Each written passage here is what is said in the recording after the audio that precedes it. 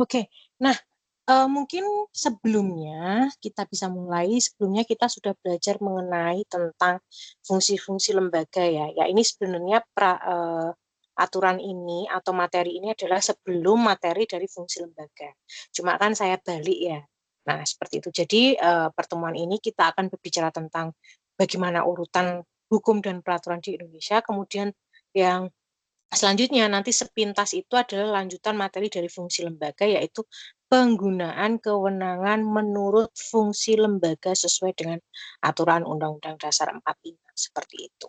Sebenarnya materi setelah ini juga sebenarnya sudah saya jelaskan semuanya di kemarin ya, karena kemarin juga saya fungsi lembaga itu juga menjelaskan bagaimana tupoksinya masing-masing dari lembaga pemerintahan. Nah, cuma di materi nanti itu lebih bagaimana agar orang-orang ini yang menduduki jabatan pada fungsi eksekutif, fungsi legislatif, fungsi yudikatif, dan lain sebagainya itu tidak artinya menggunakan kewenangan dengan seenaknya sendiri atau memakai kewenangan dari fungsi lain atau dan lain sebagainya seperti itu. Nah, kita berfokus dulu tentang urutan hukum dan peraturan pemerintah seperti itu. Next, Mbak.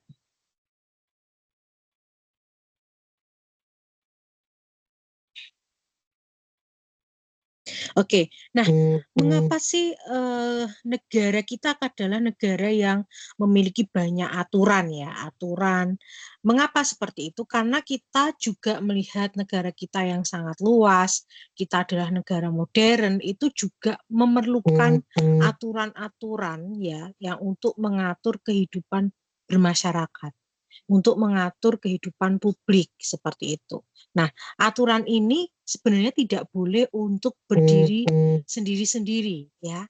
Karena tanpa susunan itu nanti akan menyebabkan satu tumpang tindih peraturan seperti itu. Kemudian eh, tidak ada aturan atau tidak ada hal yang baku menentukan mana aturan yang lebih tinggi dan mana aturan yang lebih rendah. Maka dari itu perlu adanya urutan hukum dan peraturan. Nah, ini sebenarnya sudah tertuang di dalam Undang-Undang Nomor 12 Tahun 2011 yang memang sengaja dibentuk agar pembentukan peraturan dilakukan dengan cara yang metode yang pasti, baku, dan standar bagi semua lembaga yang berwenang seperti itu. Nah, tanpa adanya urutan ini, sistem hukum akan menjadi kacau dan pelaksanaan pemerintah itu menjadi tidak tertib ya, seperti itu. Oke, Mbak.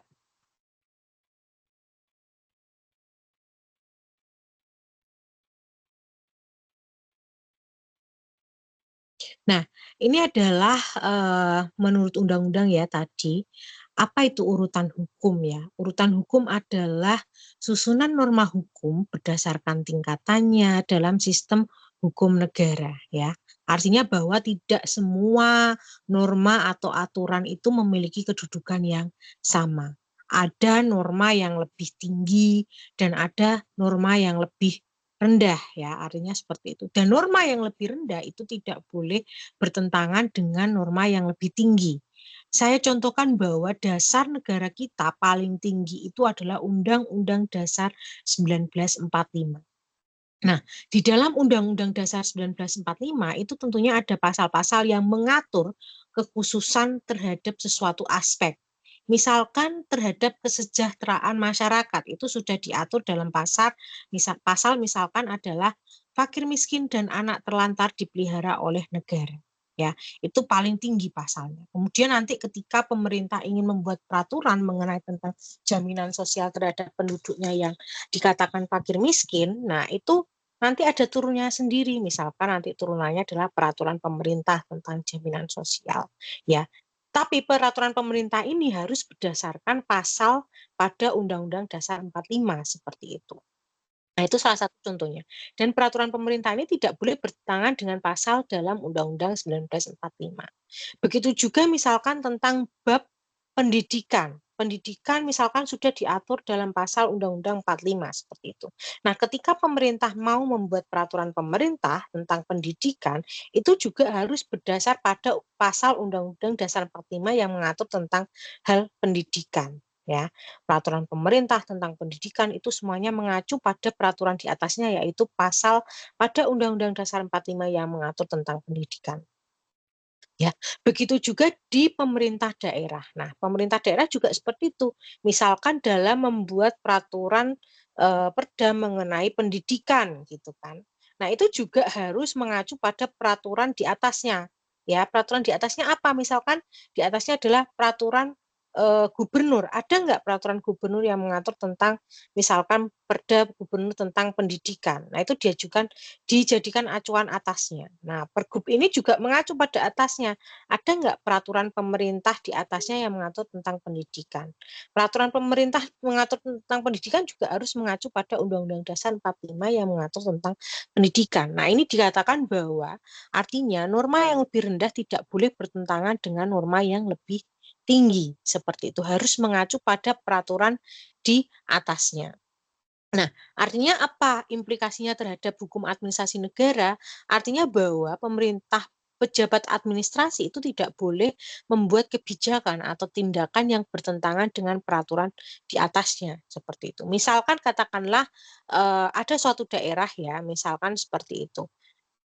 Dia sangat-sangat berpotensi terhadap sektor pariwisatanya, terus kemudian ingin membuat perda tentang pengembangan pariwisatanya. Nah, dalam pengembangan pariwisatanya ini juga membuat perdanya itu tidak boleh bertentangan dengan aturan-aturan di atasnya. Misalkan dalam memberikan pajak ya, pajak restoran, pajak hotel yang diakibatkan karena adanya aktivitas pariwisata. Nah, itu juga tidak boleh bertentangan dengan hukum di atasnya. Oh, misalkan pajak restoran atau PPN atau pajak hotel PPN yang sudah diatur oleh pemerintah pusat misalkan adalah 12%. Nah, ketika perda itu dibuat untuk pengembangan pariwisata, maka dia misalkan menyebutkan pasal untuk PPN, dia tidak boleh melebihi atau tidak boleh bertentangan dengan aturan pemerintah di atasnya, seperti itu. Ya, jadi seperti itu. Boleh pemerintah daerah itu boleh mengatur ya kewenangan-kewenangannya untuk mengembangkan daerahnya, untuk mengembangkan inovasinya itu boleh dan diatur. Kemarin sudah saya jelaskan bahwa memang kita adalah negara dengan sistem adalah desentralisasi. Ada kewenangan dari pusat yang diberikan kepada daerah, kecuali 6 kewenangan pusat tersebut. Selain itu, boleh diserahkan pada daerah. Tetapi dalam pengembangannya, kita garis bawahi bahwa dalam membuat peraturan itu untuk pengembangannya tidak boleh bertentangan dengan peraturan di atasnya. Karena kita adalah negara kesatuan, bukan negara federal. Kecuali kita adalah negara federal. Negara federal kan berhak ya, bebas silakan membuat aturan sendiri yang misalkan tidak sama dengan peraturan negara pusatnya seperti itu. Kita tidak seperti itu. Jadi kita tetap mengacu pada ketika sebuah daerah membuat perda itu harus mengacu pada peraturan di atasnya, yaitu peraturan yang dibuat oleh pemerintah pusat seperti itu. Oke, next.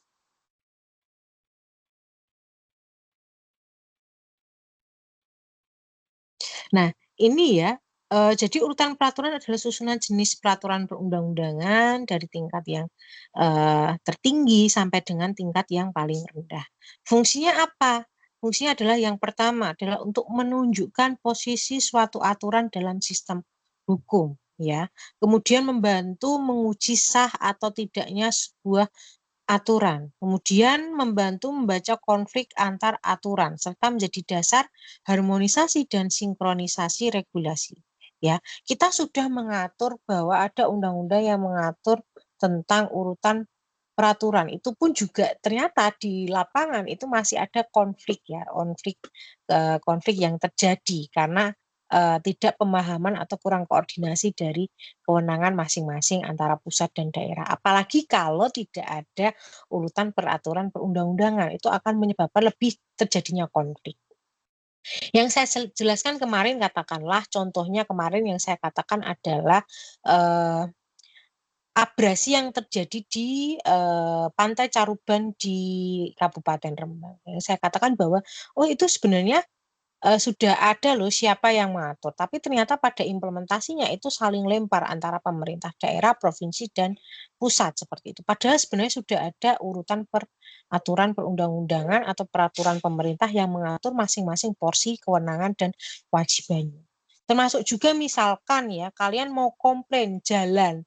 Loh, ini kok di Pantura kok jalannya berlubang gitu loh dan memakan banyak korban. Kalian ingin komplain, kalian lihat dulu itu kewenangannya siapa gitu. Kalau itu adalah jalan provinsi berarti yang wajib untuk memperbaiki adalah Pemprov. Kalau itu jalan nasional, maka yang wajib untuk memperbaiki itu adalah pemerintah pusat. Tapi kalau itu adalah jalan punyanya daerah, maka yang wajib untuk memperbaiki adalah pemerintah daerah. Kalau itu adalah jalan desa yang berlubang, maka yang wajib untuk memperbaiki adalah desa seperti itu. Sebenarnya sudah ada urutan peraturan undang-undangnya. Tapi ternyata implementasinya juga masih tidak begitu efektif, masih saling lempar, ini kewenangannya siapa, dan lain sebagainya. Itu bayangkan, itu sudah ada aturan yang mengatur tentang urutan peraturan pemerintah. Bagaimana kalau tidak ada aturan yang mengatur tentang urutan peraturan ya? Pasti akan lebih chaos lagi kondisinya ya, seperti itu. Oke, next.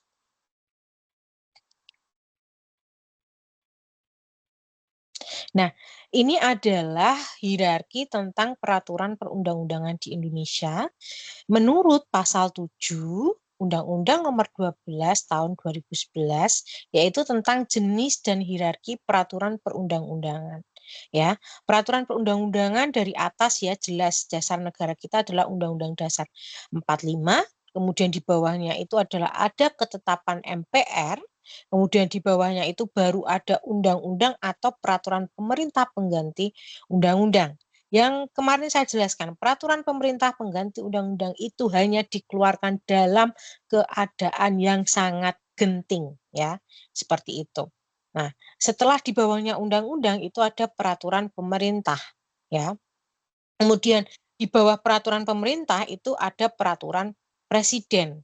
Nah, di bawah peraturan presiden itu adalah peraturan daerah provinsi. Kemudian di bawah peraturan daerah provinsi itu adalah peraturan daerah kabupaten atau kota. Nah, ini kemarin sudah dijelaskan ya. Saya mengatakan bahwa memang harus ada urutan seperti ini agar artinya para lembaga itu bekerja sesuai dengan tugas pokok fungsinya masing-masing sejalan dengan undang-undang dan peraturan pemerintah seperti itu.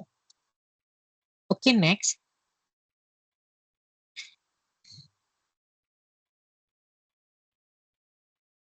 Ya, jadi asas-asas penting ya dalam urutan peraturan pemerintah atau aturan hukum itu adalah yang pertama, asas yang lebih tinggi dia itu mengesampingkan aturan yang lebih rendah. Kemudian asas yang lebih khusus itu mengesampingkan aturan yang lebih umum. Kemudian aturan yang lebih baru dapat mengesampingkan aturan lama yang setingkat atau mengatur hal yang sama. Kemudian tindakan pemerintah itu harus semuanya berdasarkan hukum ya. Kemudian isi aturan sesuai dengan level aturannya dalam UU nomor 12 tahun 2011 itu menempatkan jenis hierarki, materi muatan sebagai bagian inti dari sistem pembentukan peraturan ya. Seperti itu. Jadi kalau saya katakan tadi ya, ini adalah materi muatan ya. Jadi misalkan pemerintah daerah mau membuat perda tentang pendidikan gitu.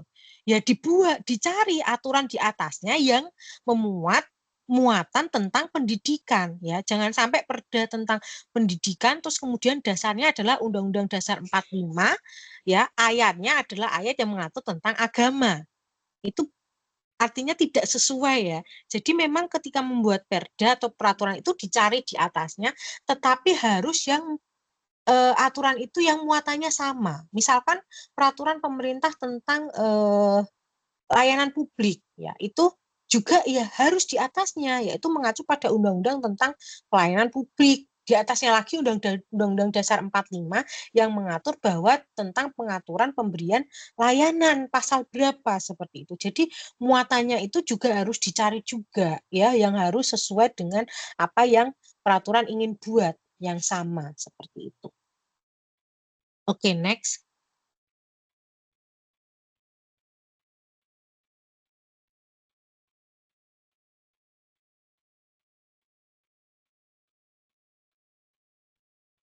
Nah, nah ini ya artinya mengapa asas-asas ini penting ya. Artinya bahwa memang harus ada asas yang mengaturnya, karena kalau nggak ada asas tersebut gitu ya, peraturan ini bisa saling bertentangan, satu.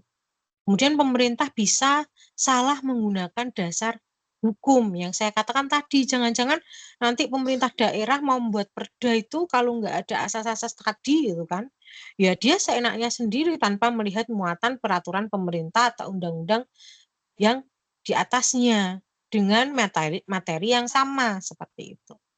Ya, terus daerah dapat membuat aturan yang melampaui kewenangannya. Ya, ini saya garis bawahi ya. Kita bukan negara federal. Ya, artinya pemerintah daerah itu memang diberikan keleluasaan untuk mengembangkan daerahnya, tetapi kewenangannya itu tidak boleh melebihi dari kewenangan pemerintah pusat, ya, seperti itu, ya. Kemudian kalau nggak ada asas-asas itu, masyarakat akan menjadi bingung. Ini mana sih aturan yang harus saya ikuti gitu loh. Kalau artinya aturan itu tidak sinkron semuanya.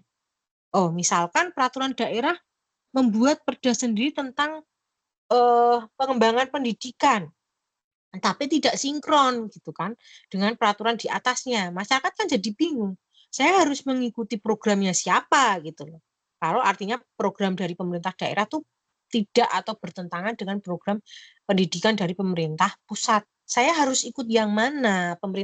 Masyarakat bingung. Apakah saya ikut perda pemerintah daerah saya atau saya ikut dengan aturan program dari pemerintah pusat? Itu yang artinya jika tidak adanya asas-asas seperti tadi, gitu. Terus kemudian penegakan hukum menjadi tidak konsisten ya, seperti itu. Contoh sederhananya adalah bahwa peraturan daerah itu tidak boleh bertentangan dengan undang-undang, satu ya.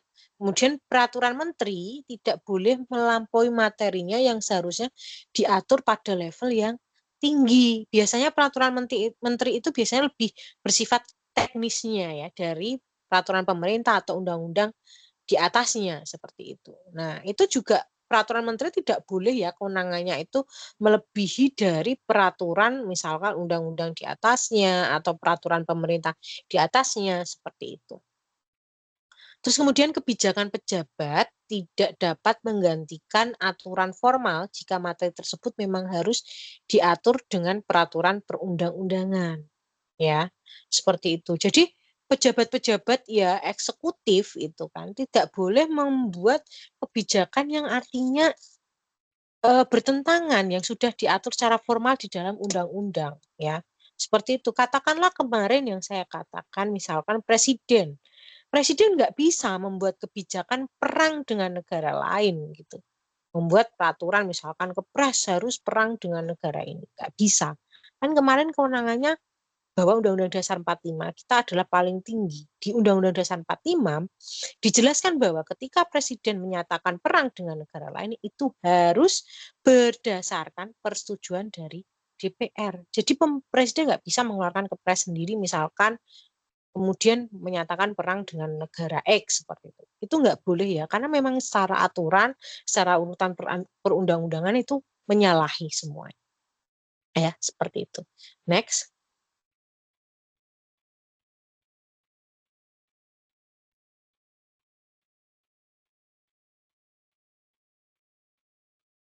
Halo, next. Next ya, Mbak.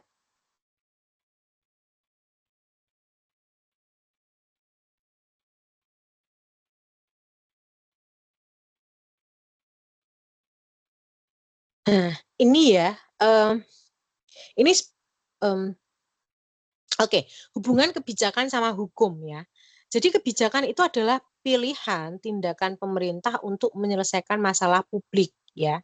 Jadi seperti itu. Kalau peraturan itu adalah yang sudah disahkan. Itu dalam bentuknya adalah produk kebijakan. Jadi kebijakan itu adalah sesuatu tindakan pemerintah ya untuk menyelesaikan dari masalah publik ya. Jadi ini erat kaitannya. Nanti sebenarnya materi-materi ini akan lebih saya jelaskan pada materi proses kebijakan publik.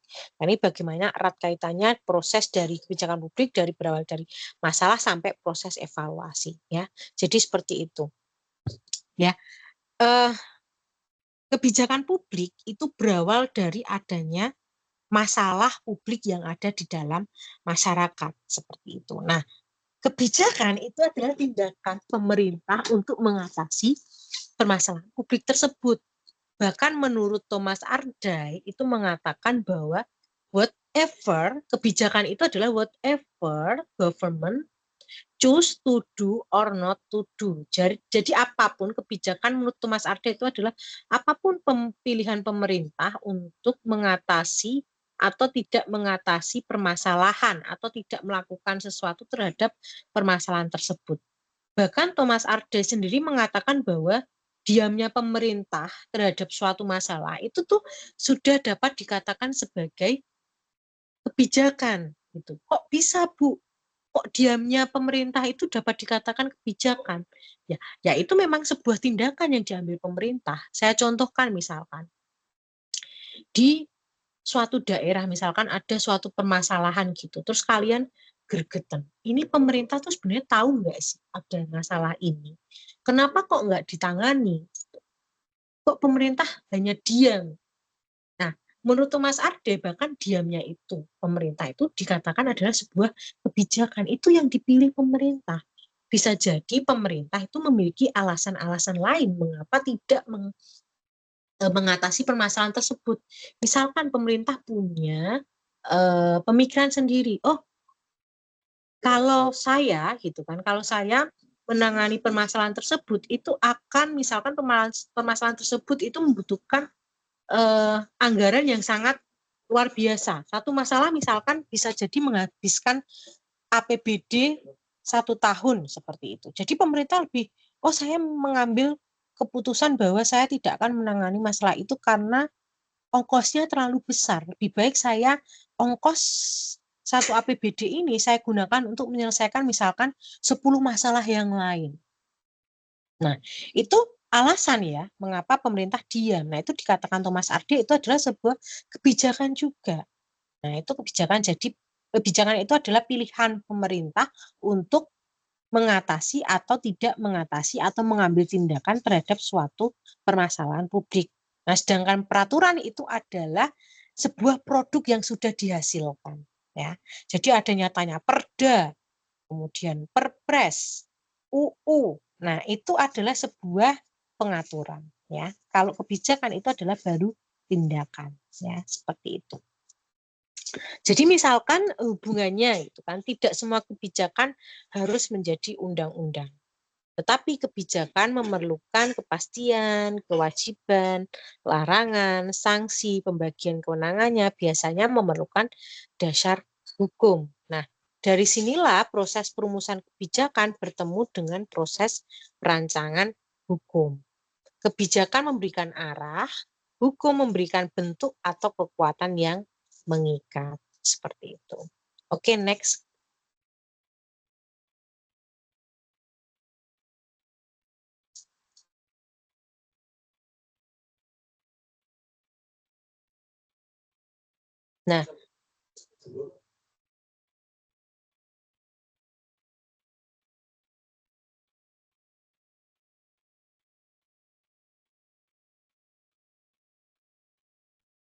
Nah, biasanya itu sebelum adanya proses pembentukan sebuah peraturan, perda, itu biasanya setelah adanya masalah publik, itu menjadi naskah akademik dulu, ya.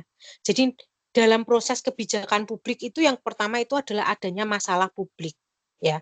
Kemudian masalah publik ini tidak semuanya bisa masuk ke dalam proses agenda setting. Kata kuncinya, Bu, apa kata kunci masalah di dalam publik itu bisa masuk ke dalam proses agenda setting?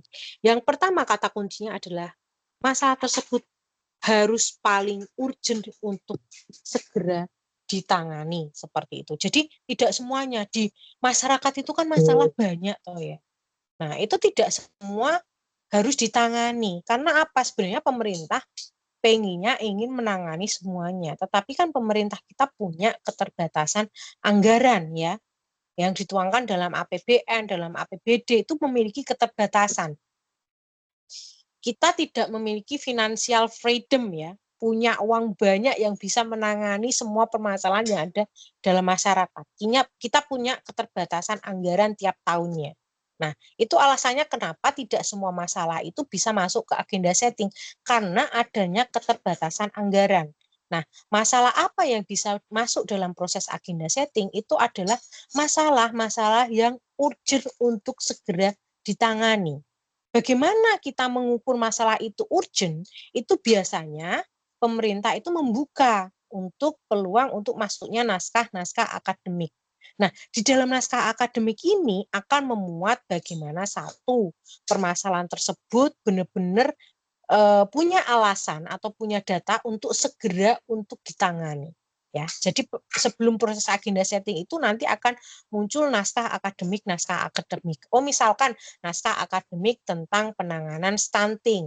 Misalkan naskah akademik tentang penanganan anak jalanan. Oh, misalkan naskah akademik tentang tingginya angka putus sekolah di Kabupaten X itu akan muncul.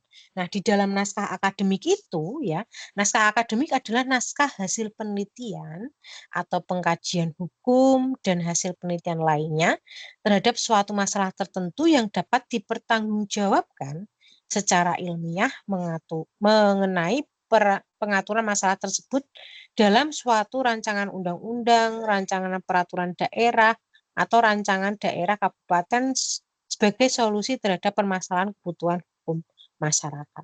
Jadi naskah akademik itu akan muncul nanti sebelum proses agenda setting. Nah, baru di dalam naskah akademik itu nanti memuat, misalkan naskah akademik tentang tingginya angka stunting di Kabupaten X. Nah, nanti di dalamnya akan memuat data. Oh, angka stunting di Kabupaten X dari tahun, misalkan dari 10 tahun terakhir. Kok ternyata data statistiknya menyatakan setiap tahunnya meningkat. Terus misalkan angka stunting di Kabupaten X per kecamatan. Bisa dilihat, oh ternyata hampir semua kecamatan itu tingkat angka stuntingnya sangat tinggi. Atau mungkin ada kasus-kasus tertentu yang nantinya juga bisa dimasukkan sebagai dasar naskah akademik. Misalkan kasus kemarin balita ada cacing, itu bisa mungkin dimasukkan kasus khusus yang sangat disoroti dalam masyarakat. Nah, itu di dalamnya di naskah akademik itu semuanya mencakup seperti itu, data kuanti, data kuali yang menyebutkan tentang misalkan urgennya masalah tersebut untuk segera ditangani. Seperti itu ya. Nah, naskah akademik ini adalah alasan ilmiah mengapa sebuah peraturan itu perlu dibuat ya. Dia naskah akademik itu menjelaskan tentang masalah, urgensi masalah tersebut, kemudian tujuan dan arah pengaturan dari nantinya kebijakan itu seperti apa. Oke, next. Nah, sepertinya setelah ini adalah komponen-komponen dalam naskah akademik ya, seperti itu. Ya biasanya pemerintah daerah gitu melakukan penawaran kok ke akademisi untuk membuat naskah akademik dan ini biasanya dibayar. Kalian kalau mau ya nggak apa-apa kalau ingin membuat naskah akademik di dalamnya seperti itu. Oke. Ya. Mengapa naskah akademik itu penting ya? Karena aturan tidak boleh dibuat hanya karena keinginan politik sesaat. Nah, ini yang saya katakan. Kadang banyak pertanyaan, Bu, kenapa sih peraturan di negara kita itu banyak sekali yang implementasinya gagal? Ya, ini erat kaitannya sama mata kuliah ekonomi politik ya, karena seharusnya memang kebijakan itu dibuat itu berdasarkan adanya masalah gitu loh di masyarakat. Bukan kebijakan itu dibuat untuk kepentingan politik sesaat dari pemimpin pemerintah saat itu ya. Kalau hanya kebijakan itu diambil karena keinginan sesaat dari pemimpin pemerintah saat itu, nanti implementasi kebijakannya itu dapat dikatakan gagal karena tidak sesuai ya. Artinya tidak sesuai dengan masalah yang ada di masyarakat. Itu akan menjadi sebuah tanda kutip ya, ego dari pemimpin pemerintah saat itu. Karena kebijakan yang diambil itu tidak semuanya berbasis pada permasalahan yang ada di dalam masyarakat, seperti itu. Maka perlu naskah akademik ini ya untuk mengukur masalah apa di masyarakat yang penting gitu loh. Sehingga kebijakan nanti yang dibuat itu ya kena sasaran gitu. Masalah utamanya di masyarakat misalkan apa ya? Misalkan angka stunting yang tinggi gitu kan. Seharusnya kan memang kebijakan yang kuat bagaimana kebijakan-kebijakan itu untuk program-program itu menurunkan angka stunting. Bukan nanti malah yang justru kebijakan yang dibuat misalkan membuat taman kota yang lebih banyak. Nah, itu kan justru malah agar kelihatan kota ini menjadi lebih indah. Nah, itu kan artinya kebijakan yang dibuat itu bukan tepat sasaran mengenai masalah yang ada di masyarakat kan. Seperti itu. Malah justru ini hanya untuk politik sesaat, untuk pencitraan pimpinan pemerintah itu agar kelihatan kotanya lebih bersih dan lain sebagainya. Padahal sebenarnya permasalahan di kota itu bukan hanya sekedar untuk membuat sebuah taman yang cantik seperti itu. Nah, itu yang akan terjadi ketika kebijakan dibuat itu tidak berdasarkan base evidence yang ada dalam masyarakat, tidak berdasarkan naskah akademik yang sudah masuk dan lain sebagainya ya. Seperti itu. Naskah akademik itu penting juga karena aturan itu harus memiliki dasar ilmiah dan rasional. Kenapa di dalam naskah akademik itu perlu data-data kuanti, data-data kualitatif yang benar-benar terjadi dalam masyarakat. Nah, seperti itu. Karena ya itu untuk sebagai dasar pembentukan sebuah kebijakan. Terus kemudian pembentuk aturan perlu memahami masalah-masalah yang benar-benar terjadi. Ya, ini tadi yang saya jelaskan. Ya, decision maker itu benar-benar harus tahu yang ada di dalam masyarakat. Ini fungsinya siapa gitu kan. Sebenarnya ini adalah fungsinya DPR, namanya adalah Dewan Perwakilan Rakyat. Mereka dipilih ya kan sesuai dengan daerah pilihan mereka masing-masing. Seharusnya mereka tahu permasalahan yang ada dalam masyarakat daerah pilihan mereka masing-masing. Nah, ini yang cukup saya tekankan untuk kalian. Kalian ini kan nanti ya setelah lulus akan menjadi seorang decision maker. Saya harapkan kalian benar-benar ya, artinya selain ya mendapatkan ilmu yang bagaimana cara membuat kebijakan yang baik, saya perlu menanamkan pada kalian bagaimana norma, akhlak, dan lain sebagainya. Karena kalau kalian terpilih dalam suatu daerah, misalkan kalian mewakili, kalian menjadi DPR, yang terpilih di daerah dapil misalkan Muria Raya itu kan, Pati, Kudus dan lain sebagainya. Nah, kalian tuh harus tahu gitu loh. Permasalahan di Kudus, Demak, Pati itu apa. Nah, itu isu itu yang nantinya akan kalian bawa. Karena itu permasalahan yang ada di masyarakat. Ya, seperti itu. Makanya saya perlu ya bahwa sebenarnya DPR itu memang seharusnya memang adalah berangkat dari orang yang benar-benar tahu dalam uh, permasalahan yang ada di masyarakat tersebut. Saya cukup nggak setuju ketika nanti ada orang yang mencalonkan diri gitu, terus pindah KTP. Orang tersebut menilai, oh saya yakin kalau saya di daerah tersebut akan menang, karena di situ saingannya nggak terlalu berat, seperti itu. Terus kemudian pindah KTP ke daerah tersebut, mencalonkan diri sebagai DPR. Saya nggak setuju dengan hal seperti itu. Ya, karena dia nggak akan tahu permasalahan yang ada di dalam masyarakat tersebut. Dia hanya membaca bagaimana peluang dia, ya, saingan dia yang merasa saingannya lebih sedikit dan akan berpotensi dia akan menang di daerah tersebut. Nah, itu nanti kacau, dia nggak akan membawa permasalahan yang ada dalam masyarakat tersebut ke ranah DPR untuk dibuatkan sebuah kebijakan. Nah, ini ya penting untuk kalian. Jadi kalian ketika nanti menjadi seorang pejabat publik, tolong ya nanti ketika membuat sebuah kebijakan, tolong itu berdasarkan yang ada permasalahan di masyarakat tersebut. Kalian ini DPR, Dewan Perwakilan Rakyat, kalian yang mewakili rakyat, mewakili suara rakyat.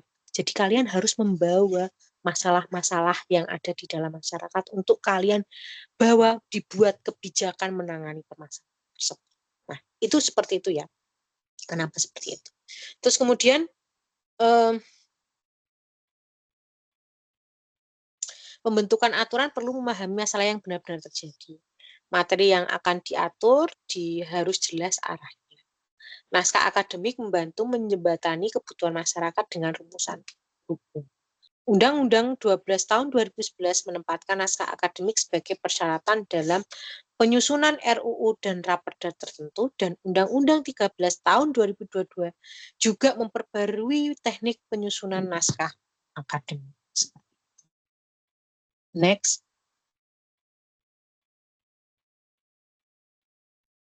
Nah, ini adalah komponen utama ya. Jadi di dalam komponen utama dalam naskah akademik yang sudah Ibu jelaskan tadi, di dalamnya itu ada satu latar belakang dari masalah yang diangkat, ya, urgennya masalah itu, identifikasi masalah, kemudian tujuan dan kegunaan penyusunan, termasuk juga kajian teoritis ya dan praktis empiris.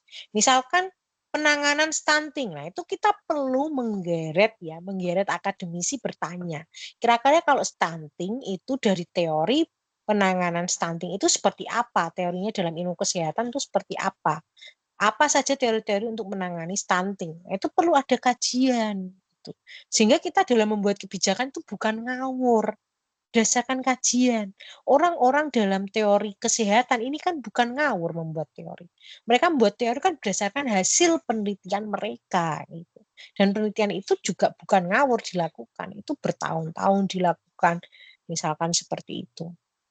Terus kemudian evaluasi terhadap peraturan yang sudah ada. Oh, misalkan sudah ada belum perda tentang stunting itu? Sudah ada belum undang-undang tentang penanganan stunting? Sudah ada belum peraturan pemerintah tentang penanganan stunting? Kalau sudah ada ya sudah gitu loh. Dikaji, benar nggak ini peraturan sudah benar? Jangan-jangan kalau belum benar ya sudah. Apa yang membuat peraturan sebelumnya itu dirasa belum bisa menangani atau menurunkan angka stunting di daerah tersebut? Bisa jadi misalkan dalam teknik penggunaan anggarannya ya yang dikatakan Presiden Jokowi dulu mengatakan bahwa penanganan stunting misalkan seperti itu ada dana anggaran 10 miliar ternyata 70% dananya itu malah digunakan untuk satu rapat-rapat, studi banding dan lain sebagainya. Sedangkan untuk anggaran untuk beli makanan bergizi seperti telur kepada anak-anak stunting itu hanya 30%. Nah, itu kan bisa jadi itu menjadi sebuah celah dari peraturan sebelumnya. Nah, itu dapat dijadikan menjadi dasar untuk evaluasi terhadap peraturan yang sudah ada.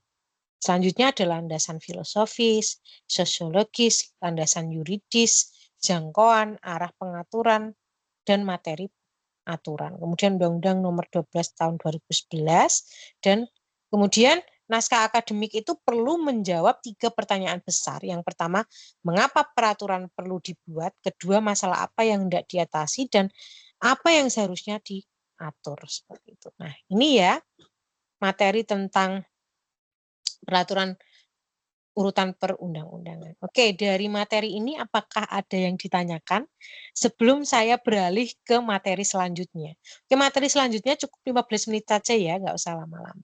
Oke, ada pertanyaan dulu terhadap urutan peraturan perundang-undangan. Ini dipelajari ya semuanya ya. Untuk UAS-nya open book ya, open book. Jadi kalian silakan materi saya di bawah. Kalian silakan membawa buku, membawa gadget dan lain sebagainya. Ya, tapi jangan memakai AI ya, saya kira kayak gitu. Oke, ada pertanyaan? Nggak ada ya. Oke, Mbak. Izin bertanya, Ya, silakan Mbak. untuk materinya itu dari awal Ibu masuk atau sama Ibu Ida juga, yang awal semester 2 juga?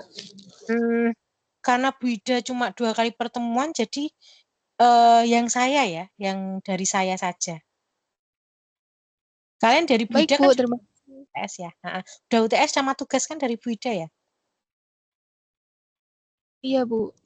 Oke, dari materi dari saya aja ya Mbak ya.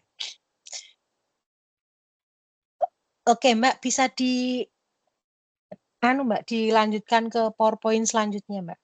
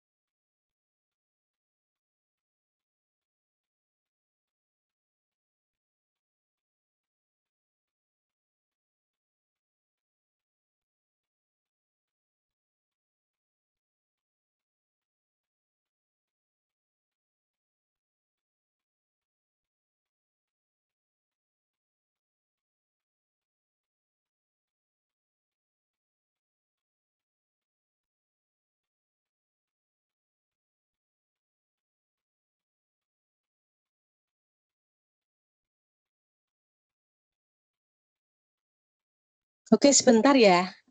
Sebentar, istirahat sebentar.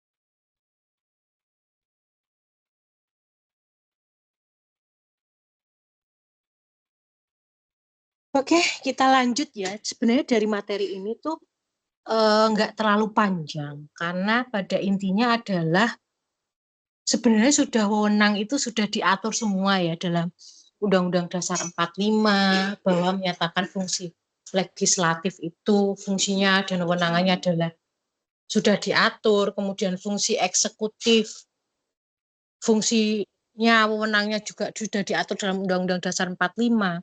Nah, yang perlu saya garis tekankan adalah bahwa jangan satu lembaga itu kemudian menyalahgunakan kewenangannya, ya, atau ikut melaksanakan fungsi dari lembaga lain, ya, kayak gitu. Next.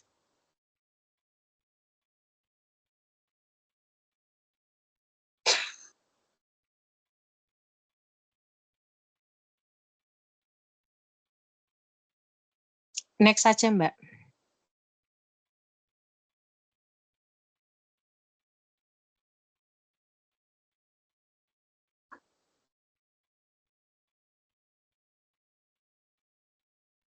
Next. Nah, ini ya, next aja, Mbak, next. Next. Next.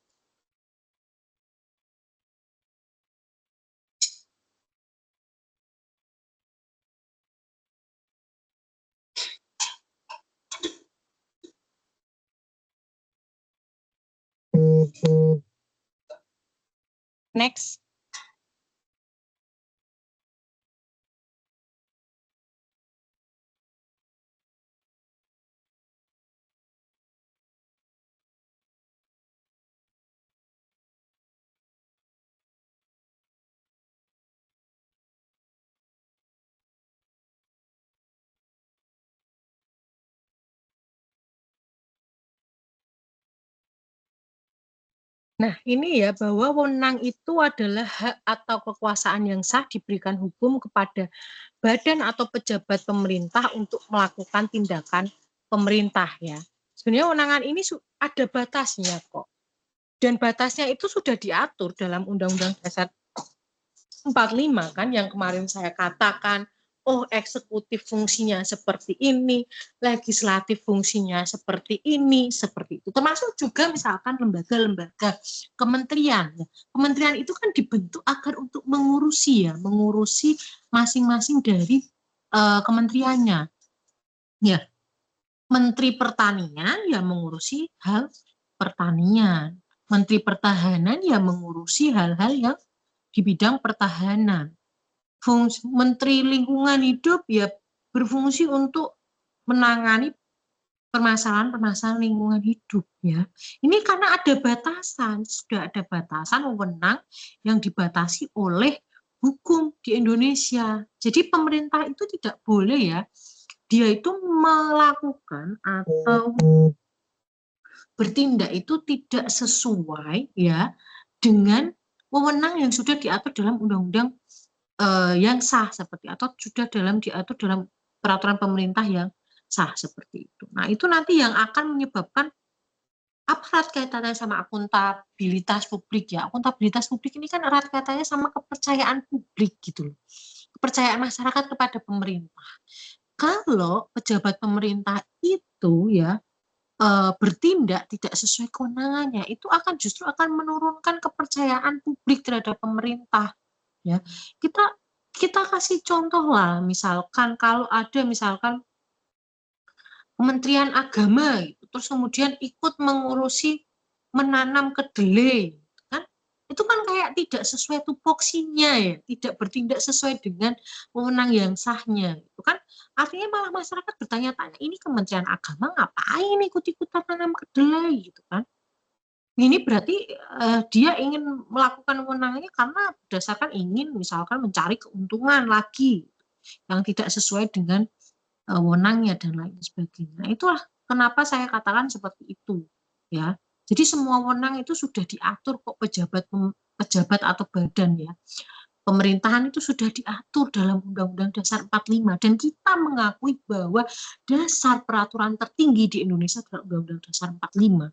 Sehingga dapat dikatakan bahwa ketika ada pejabat publik kok bertindak tidak sesuai ya kan dengan wewenang yang sah, itu berarti mereka mengingkari Undang-Undang Dasar 45 seperti itu. Inti dari materi itu seperti ini saja.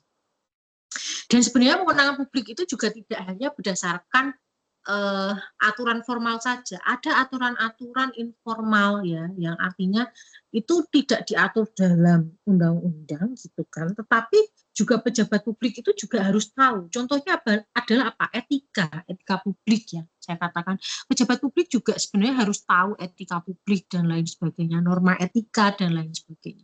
Saya kasih contoh, misalkan ada pejabat. Nah, mungkin di dalam Undang-Undang Dasar 45 peraturan pemerintah itu tidak mengatur pejabat publik tidak boleh bergaya hidup hedon. Pejabat publik tidak boleh membeli mobil dinas seharga 30 miliar. Pejabat publik tidak boleh memakai perhiasan 1 triliun. Itu kan sebenarnya tidak diatur ya dalam Undang-Undang Dasar 45 atau undang-undang yang lain atau peraturan pemerintah yang lain. Tapi secara norma etika kan itu enggak gimana ya. Kita melihat kondisi masyarakat kita yang masih banyak misalkan yang kekurangan dan lain sebagainya gitu kan. Terus kemudian pejabatnya membeli mobil dinas harga 30 miliar.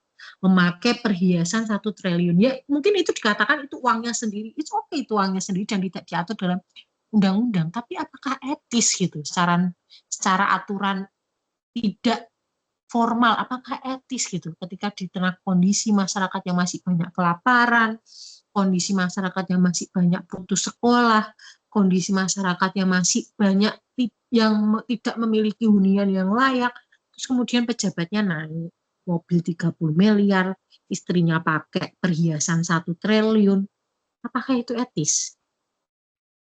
Yang sebenarnya itu juga tidak diatur loh, sah-sah aja.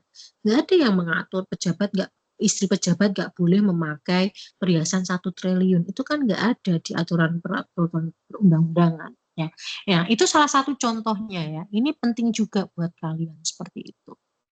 Oke, itu saya kira materi dari penggunaan wewenang ya, sehingga mempengaruhi akuntabilitas publik. Sehingga pejabat publik yang saya garis tekankan dalam materi ini, pejabat publik harus benar-benar menggunakan wewenangannya itu dibatasi oleh undang-undang dan sudah diatur dalam undang. Jika pejabat publik menggunakan wewenangannya tidak sesuai atau melebihi ya yang sudah diatur undang-undang, itu akan mempengaruhi akuntabilitas atau juga kepercayaan masyarakat terhadap pejabat publik tersebut. Oke, saya kira itu saja materi ini ya. Mungkin ada yang ditanyakan semuanya? Untuk absen saya screenshot ya, saya screenshot. Saya mungkin kemarin sudah mengabsenkan semuanya. Cuma ini saya screenshot lagi ya.